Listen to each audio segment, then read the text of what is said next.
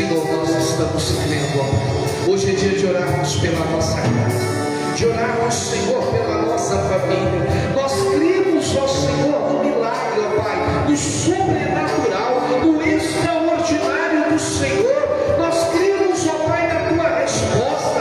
Pai, que o Senhor tem algo maior, algo melhor, algo, Senhor, do céu, para abençoar esta casa, esta família, este lar, estas vidas, em o nome de Jesus. Oh, meu Deus, o Senhor tem liberdade de trazer a bênção sobre essas casas, essas famílias. Estamos em oração, Pai, estamos crendo no sobrenatural, na presença de Deus, no fluir de Deus. O Senhor pode, quer e vai fazer algo maior, algo melhor, algo extraordinário, algo, Senhor do céu, em nome de Jesus.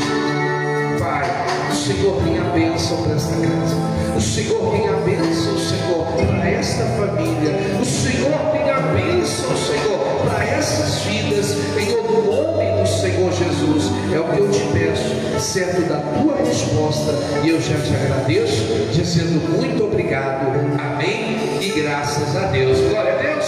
Pode aplaudir o Senhor Jesus. Vem forte, vem em mim, esse Deus merece, amém, honra, glória e louvor, amém. Glória a Deus. Boa noite a todos. Ah, mas esse boa noite é de quem tirou folga, não, vocês tiraram folga. Boa noite. Oh, glória a Deus. Sente, irmão, fica à vontade. Alguns não tiraram, né? É um feriado atípico, mas o importante é que você está na presença de Deus, amém? Que a graça e a paz do Senhor esteja, permaneça sobre você, em nome de Jesus, amém? Reunião abençoada, palavra abençoada, culto abençoado. Estamos transmitindo ao vivo ali pelo Facebook também. O áudio ainda não está o melhor, mas a gente vai aperfeiçoando em nome de Jesus. Tem uma palavra tremenda, abre lá, irmãos. 2 Reis, capítulo 7, versículo 1. 2 Reis 7:1. Crise em Samaria. Havia uma crise em Samaria, e talvez você está passando por uma crise na sua casa, no seu casamento, na sua saúde. Aquela mulher tinha uma crise, né, com fluxo de sangue. Ela tinha uma crise, ela viveu 12 anos com aquela crise. Talvez você está vivendo. Aqui em Samaria havia uma crise, mas olha só o que o profeta trouxe lá. E Eliseu respondeu: escute, o Senhor diz: amanhã, a esta hora, você poderá comprar em Samaria 3,5 quilos do melhor trigo, ou 7 quilos de cevada, por uma barra de prata. Versículo 2. O ajudante pessoal do rei disse a Eliseu: mesmo que o Senhor Deus abrisse as janelas do céu e fizesse cair trigo, cevada, isso nunca poderia acontecer. Foi essa palavra, irmãos, que Deus usou Eliseu para trazer sobre Samaria. Amanhã, num prazo de 24 horas, haverá fartura na porta de Samaria. Glória a Deus. Mas não era essa a realidade. A realidade era bem diferente. Volta um pouquinho aí no capítulo 6, 2 Reis, capítulo 6, o versículo 25. 2 Reis 6, 25. Olha lá, ó. Por causa disso, por a falta de alimento naquela época, naquela cidade foi tão grande que uma cabeça de jumento custava 80 barras de prata. Quanto que eu falei? Volta lá no 7, 1 lá. Lá, volta lá por favor, capítulo 7, 2 Reis 7, 1. Olha lá, escute o que o Senhor diz: amanhã a esta hora poderá comprar em Samaria 3,5 quilos do melhor trigo, ou 7 quilos de cevada, por uma barra de... Eliseu estava dizendo que no prazo de 24 horas poderia se comprar 3,5 kg da melhor farinha, irmãos, por uma barra. Só que a situação naquele momento era de 80 barras de prata para comprar uma cabeça de jumento. Volta lá, 6,25. Olha a realidade, a diferença do que Eliseu estava falando. Olha lá, por causa da falta de alimento naquela cidade foi tão grande que uma cabeça de jumento custava 80 barras de prata. Continua, 200 gramas de esterco de pomba custavam 5 barras de prata. Para que esterco de pomba, pastor? Era usado para lamparina, fazia o xuxo ali na lamparina. Para pôr o azeite, eu nem sei quanto custava. Para fazer o negócio ali, para fazer a lamparina, era aquilo ali que usava. Pensa no custo. 5 barras de prata para comprar cocô de pomba. A realidade era terrível. Aí chega Eliseu e fala: amanhã, mas calma que estava mais crítico ainda. Olha lá, ó, versículo 26, estava mais crítico ainda. Certo dia, o rei estava passando por cima da muralha da cidade, quando uma mulher gritou para ele: ó rei, meu senhor, me ajude. E ele respondeu: se o Senhor Deus não ajudar você, como eu posso ajudá-la? Você pensa que eu tenho trigo ou vinho? Você está pensando que eu tenho comida? Também estou morrendo de fome. Mas diga, qual é o seu problema? E ela respondeu: outro dia esta mulher me disse: vamos comer o seu filho e amanhã, hoje, e amanhã comeremos o meu. Pastor, não entendi. O senhor está dizendo que uma propôs para a outra se alimentarem do próprio filho? Sim. Pastor, era esse o nível, irmãos, que estava de fome e de miséria naquele lugar. A crise estava ao ponto de uma mãe entregar o filho para não morrer de fome. Pastor, que loucura é isso? Era instalado a miséria. Mas por que chegou isso lá, irmãos? Por que chegou isso lá? Por causa da soberba daquele rei. Ele se achava autossuficiente, ele achava que não precisava de Deus. Deus cortou todos os benefícios, Deus permitiu que os filhos viessem se acampassem ao redor de Samaria, e a cidade forte se tornou fraca. Quando a gente acha que não precisa de Deus, irmãos, a cidade forte pode ficar fraca. Continua mais ainda, olha lá. Então nós cozinhamos o meu filho, ou seja, cozinharam uma das crianças. Está amarrado, pastor, e comemos. No dia seguinte eu disse que era a vez de comermos o meu filho, mas ela o escondeu. Ao ouvir isso, o rei rasgou as suas roupas em sinal de desgosto. 31. E as pessoas que estavam perto da muralha viram que por debaixo das suas roupas ele estava vestido de pano grosseiro. E o rei gritou: que o meu Deus me mate antes que o dia acabe, se eu não cortar a cabeça de Eliseu, filho de Safate.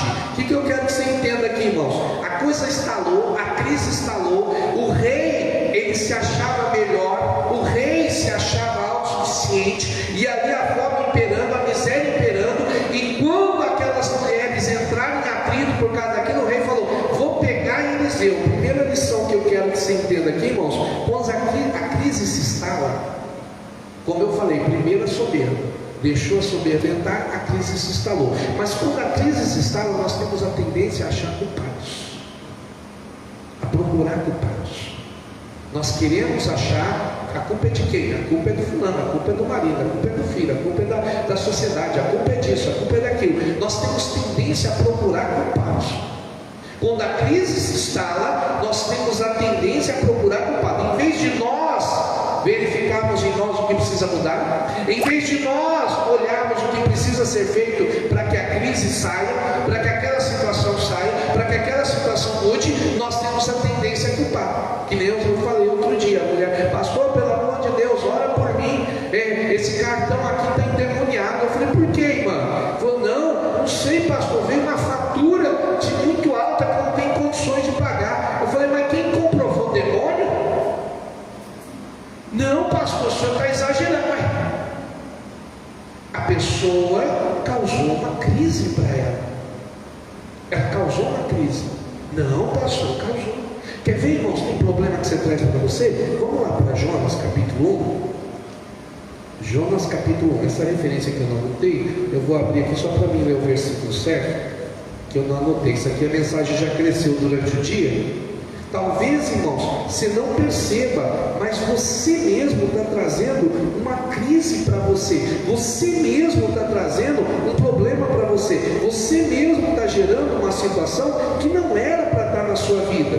Não era para você estar vivendo isso. Versículo 3, olha só. E Jonas se levantou, Jonas se aprontou para fugir do Senhor, indo na direção contrária. Ele desceu para Jope, e encontrou um navio que estava de saída para Espanha. Pagou sua passagem, embarcou a fim de viajar com os marinheiros para a Espanha, para longe do Senhor. Versículo 4. No entanto, Deus mandou um vento forte e houve uma tempestade no mar, e era tão violenta que o navio estava em perigo de se partir ao meio. Versículo 5. Os marinheiros ficaram com muito medo e gritavam por socorro, cada um ao seu Deus, e para que o navio ficasse mais leve, jogaram a carga no mar. Versículo 6. Porém Jonas tinha descido no porão e havia se deitado e caído em um profundo sono. Versículo 6. Mas o capitão do navio encontrou ele e disse: o que é que você está, como é que você está aí dormindo? Levante-se e peça socorro ao seu Deus. Pode ser que ele tenha pena de nós e não deixe a gente morrer. Versículo 7. Os marinheiros disseram uns aos outros: vamos tirar sorte para descobrir quem é o culpado de estar nesse perigo. Eles queriam descobrir quem era o culpado. Eles fizeram isso, e quem foi sorteado? Então o problema daquele navio era os marinheiros? O problema daquele navio era... Mas eles levaram Jonas para o navio. Você está entendendo que algumas coisas estão na sua vida porque você mesmo trouxe? Tem tempestade que vem, você repreende e ela vai, glória a Deus. E tem tempestade que você traz para a sua vida. O que esse rei estava passando aqui, irmãos, ele causou para ele. Não era para Samaria estar sitiada, não era para ter aquela perseguição, não era para ter aquele problema, mas ele não reconhecia. A culpa é do Eliseu. Se Eliseu não tivesse falado, se Eliseu não tivesse profetizado, se Eliseu não tivesse dito, a gente não estaria passando por isso. A culpa é de Eliseu. Ele que é o teimoso, irmãos. Pastor, eu não estou entendendo. Irmão, tem coisa que você traz para a sua vida. Eu vou usar um exemplo prático disso. Finalzinho de 2019, isso. Foi 2019, 2020, final de 2020. Eu vendi meu carro e adquiri um apartamento lá em Caldas Novas. E aí, irmãos, foi um negócio de necessidade. O rapaz precisava, eu tinha o carro e fiz. E aí eu fui e comprei um outro carro parcelado, bem mais usado, tudo. E da marca, de uma marca, não posso nem falar. Comprei o carro lá. Irmãos, esse carro estava parado há 10 anos numa garagem. 10 anos numa garagem, estava em processo de inventário. Era um carro usado, mas um carro de ano, mas pouquíssimo usado. O que é pior, irmãos, carro rodado às vezes é melhor do que um carro parado, porque o carro está funcionando. Esse carro ficou parado há 10 anos, tudo dele recebeu, tudo dele gerou problema. Então eu peguei esse carro, irmãos, e ele mais dava problema. Hoje, quando eu vejo esse carro na rua, ele até repreende: pai, está amarrado em nome de Jesus. O carro que deu problema para a gente, irmão, mais deixava a gente na mão do que funcionava. Ou seja, aquele problema, irmãos, quem causou para mim? Eu mesmo. E me avisaram: hein? Não compra essa marca. Essa marca dá problema. Cuidado. Isso aí é uma bomba. Mas o que eu fiz? Fui lá e comprei. Irmãos, só sosseguei quando eu lancei Jonas no mar. Quando eu me livrei daquele carro, a paz voltou a reinar em casa. O carro que deu problema. Irmão, tem coisa que você traz para você. Tem coisa que você traz para a sua vida. Você não precisava daquilo. Vou levar o parente para casa. Ai, meu Deus, será que você precisava daquilo? Vou fazer. Será que você precisava daquilo? Será que você precisava daquilo? Tem algumas situações que você traz para a sua vida. Este rei, irmãos, pela soberba dele, pela altivez dele, trouxe esse problema e ainda culpava os outros.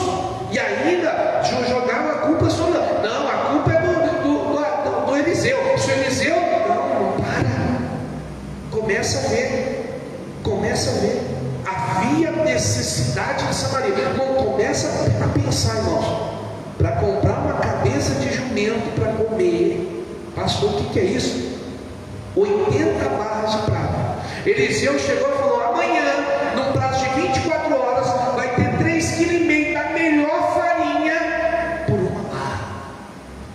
Irmão, não tinha como. Volta lá, 2 Reis capítulo 7, o versículo é o 2, 7:2. Olha lá, o ajudante pessoal de Eliseu, na outra versão diz: em cuja mão o rei se encostava. Uma palavra para você também: cuidado em que palavra você tem se apoiado, cuidado com quem você tem se apoiado. Esse rei estava tão fragilizado que ele precisava se apoiar em alguém, e esse se apoiar em alguém não estava ajudando ele, porque dependendo de que você se apoia, não te ajuda. Não se apoia no jornal não, tá?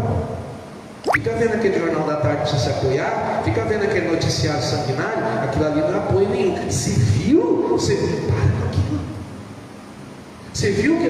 Não, pare, gente. O ajudante pessoal do rei não estava ajudando ele em nada. Às vezes você está perto de pessoas que não têm uma palavra, irmãos. O Eliseu estava dando a palavra que iria revolucionar Samaria em 24 horas, mas o capitão, aquele ajudante, aquele a quem o rei confiava, não, estava dizendo: ainda que abra as janelas dos céus, ainda que as janelas do céu fizesse cair trigo e cevada, isso nunca poderia. Olha só que palavra negativa, irmão. Deus está falando para você que amanhã, num prazo de 24 horas, a bênção vai chegar na tua casa, na sua saúde, na sua família, no seu casamento. Aí chega alguém por trás e fala: vai nada. Aquela mulher saiu de casa e falou assim: então somente eu tocar nas vestes do Senhor, serei curada, serei sarada, a minha crise vai resolver. E ela chegou, e ela tocou, e ela sarou. Glória a Deus. Para de ouvir palavra de fora, irmão. Para de ouvir mensagem de fora. Para de ouvir. É tanto recado de fora, irmão. É tanto noticiário de fora. É tanta informação negativa que isso está travando você, bloqueando você, impedindo você de alcançar o sucesso. Começa a despertar. Peraí, não vou perder minha bênção, não vou perder o meu milagre, não vou perder a direção do Senhor, não. Eu vou pegar aquilo que Deus tem para mim e vou ser abençoado. Glória a Deus. Cuidado, irmãos. Olha o que aconteceu com esse capitão, versículo 3. Eliseu respondeu: com seus próprios olhos você vai ver, mas isso, e você vai ver isso acontecer, mas não vai comer. Você vai ver, mas não vai comer. Não, pastor, não. Só para resumir, vai lá para o versículo 17. Olha lá, 7:17. Esse oficial, 16, por favor, perdão, 7:16. Conforme o povo de Samaria saiu e avançou nas coisas que tinham no acampamento dos sírios, conforme o Senhor tinha dito, 3,5 kg do melhor trigo, ou 7 kg de cevada, foram vendidos por uma barra de prata. Glória a Deus. Em menos de 24 horas tinha fartura na porta de Samaria. Amém? Deus quer providenciar fartura na porta da tua casa, da tua família, do teu casamento, dos teus filhos, da tua saúde, aonde você for. Amém? Cuidado com o capitão. Cuidado com aquilo que diz que não vai acontecer. Cuidado com aquela informação que quer travar você. Olha lá, continuação 17. E aconteceu que o rei de Israel tinha colocado o seu ajudante pessoal como encarregado do portão da cidade. Lembra aquele capitão lá? Aquele ajudante, aquele cujo rei se encostava? Olha o que aconteceu com ele. Esse oficial foi atropelado pelo povo e morreu, como Eliseu tinha dito ao rei, conduindo com ele, falar com ele. Versículo 18. Eliseu tinha dito ao rei naquele dia seguinte, que no dia seguinte, naquela hora, 3,5 kg do melhor trigo, ou 7 kg de cevada, seriam vendidos em Samaria por uma barra de prata. E o oficial que havia respondido: mesmo que o Senhor Deus abrisse as janelas dos céus e fizesse cair trigo e cevada, isso nunca poderia acontecer. E Eliseu havia respondido: com os seus próprios olhos você vai vai ver isso acontecer, mas não vai comer. Foi o que aconteceu com ele. Foi exatamente o que aconteceu. Morreu pisado pelo povo no portão da cidade. Aquele homem que não creu na palavra do profeta, aquele homem que não acreditou na profecia, aquele homem que preferiu ficar com o que ele achava. Irmãos, ele não viu nada. Cuidado, irmão, está na hora da gente esperar. Talvez Deus está querendo produzir uma bênção em 24 horas para você, para a sua saúde, para a sua família, para o seu casamento, mas você está travado demais. Você está cheio de informação demais. Você está cheio de comentário demais. A internet está muito na tua cabeça. As coisas à sua volta estão te municiando, estão te pesando, estão te oprimindo, e com isso você não consegue ver, irmãos, a fartura que Ele está preparando para você, a bênção que Ele está preparando para a sua família, a transformação que Ele está atrapalhando, porque você está totalmente cercado, oprimido pelo inimigo. Samaria estava cercada, o capitão não conseguia ver, o capitão ficava na cabeça do rei, o rei vendo aquelas mulheres naquela situação, estava todo mundo sob pressão, e ninguém conseguia ver a bênção. Quando o profeta disse, amanhã vai ter fartura, irmãos, porque a palavra de Deus estava dizendo, amanhã vai ter fartura. Glória a Deus. Vamos começar a orar para mudar a nossa realidade. Não, vamos orar para mudar esse preço das coisas. Que crise é essa que está instalada? Não, vamos orar. Espera aí, não vai mudar essa situação. Vai mudar. Essa situação tem que mudar. Não pode continuar. Não, precisamos orar. Estamos oprimidos, irmãos, por uma ideia de crise, e estamos acuados. Não estamos clamando contra a crise, não estamos clamando contra a situação. Aquela mulher estava 12 anos, ela falou, eu não vou ficar assim, vou me levantar, vou tocar nas vestes de Jesus e vou ser curada. Glória a Deus. A mesma coisa nós, irmão. Vamos levantar de madrugada, vamos levantar de manhã, vamos levantar de noite. Não, peraí, eu vou sair dessa crise, eu vou sair dessa situação, eu vou sair dessa questão, eu vou sair, irmãos, dessa circunstância. Não, precisamos nos levantar, orar, e Deus vai mudar qualquer situação. Glória a Deus. Agora, o que não dá, irmãos, é para aceitar o pensão. Se tiver que tirar o Jonas, tira o Jonas. Verifica lá, irmãos. Enquanto o Jonas estiver no barco, a tempestade não vai passar. Enquanto o Jonas estiver no barco, a crise não vai passar. Talvez você vai ter que tirar o Jonas. O Jonas não pode ser só físico não, tá? Pode ser um sentimento, pode ser uma mágoa, pode ser um pecado, pode ser alguma coisa que necessita ser tirado para que a bênção chegue. Vamos parar, vamos analisar, vamos refletir e vamos tomar posse da bênção em nome do Senhor Jesus. Glória a Deus.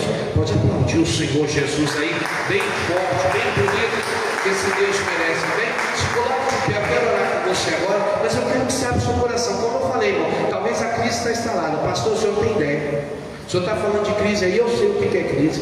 Talvez não chegamos à crise de Samaria ainda. A crise de Samaria estava muito além, irmãos. Aquela crise estava fora da realidade. Mas nós vamos mudar a nossa história, nós vamos mudar a nossa situação, nós vamos mudar as nossas questões, nós vamos mudar a circunstância, e nós vamos ser abençoados em nome do Senhor Jesus. Glória a Deus. Não deixa o adversário te enganar, não deixa a situação te oprimir, não deixa a circunstância fazer você parar. Vamos ficar com o Senhor, vamos ser abençoados, amém?